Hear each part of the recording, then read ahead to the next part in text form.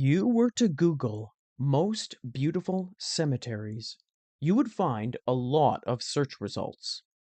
But as you scrolled down, you would notice many of the same names popping up. One of those names would undoubtedly be the Recoleta Cemetery in Buenos Aires, Argentina. The Old Jewish Cemetery in Prague and Père Lachaise in Paris often claim the top spot for being the most beautiful graveyards in the world. And Père Lachaise might be due to its abundance of greenery.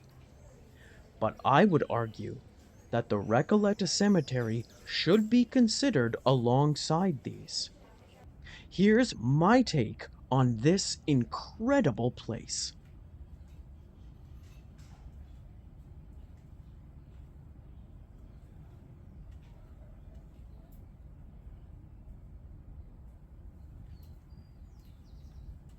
The cemetery is located in Buenos Aires in the Recoleta neighborhood.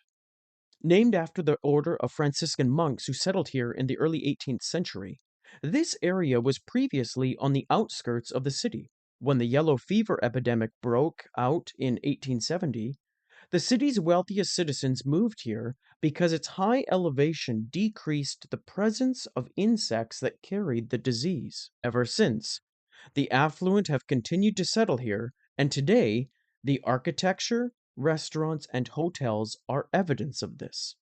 The cemetery opened in 1822 and contains 6,400 statues, monuments, and burial vaults.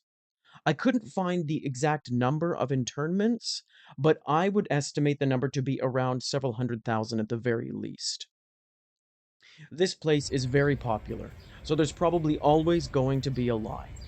That being said, when I went in the late morning in early November, the line moved quickly. There is a small admission fee, but it's totally worth it. The admission fee also undoubtedly changes frequently due to the constant fluctuations in the Argentine peso, so please be aware of that. Many of Argentina's esteemed politicians, businessmen, and artists are buried here. So joining a guided tour might be an option to learn more about the history of the country.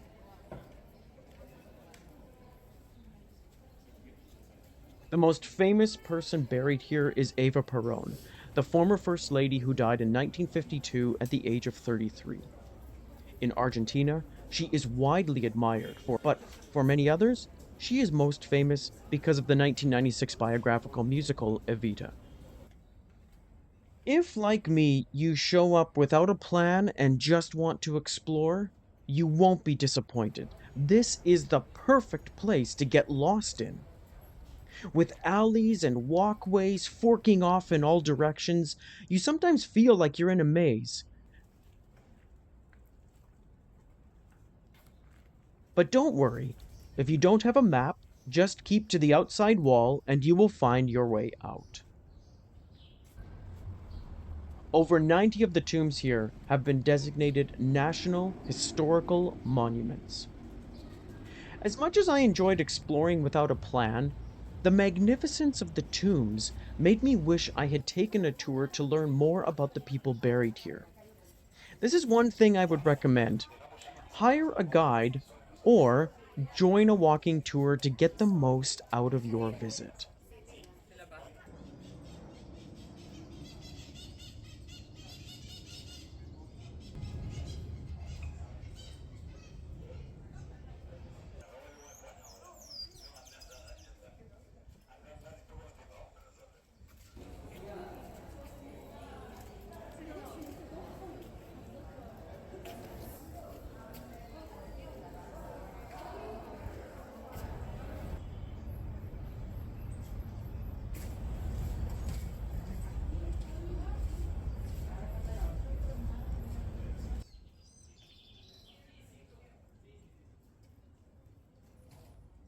As I mentioned earlier, the Recoleta Cemetery is a wonderful place to explore, and it is common to see dilapidated crypts and some may feel this is macabre, but I think it adds atmosphere to the place.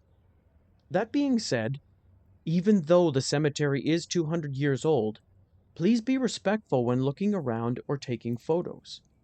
Not every grave is neglected, and burials happen regularly.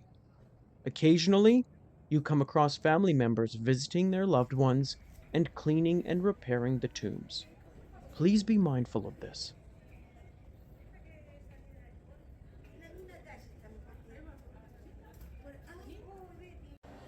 Additionally, you should wear good shoes as you will be walking over 14 acres of pavement.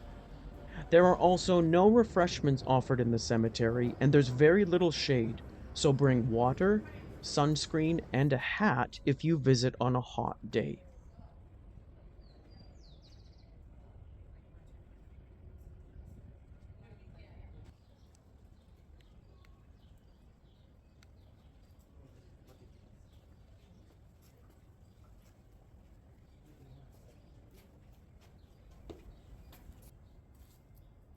Whether or not you like cemeteries, the Recoleta Cemetery in Buenos Aires is a must see sight when you visit the city. Of course, you don't need to spend 4 hours there like I did. In some ways, cemeteries connect you with the past in a subtle way museums and art galleries cannot. So, whether you wish to visit and reflect on the fact that 200 years of Argentine history rests beneath your feet, or if you would prefer to marvel at the architecture of the tombs, I am convinced everyone will find the experience of visiting the Recoleta Cemetery worthwhile.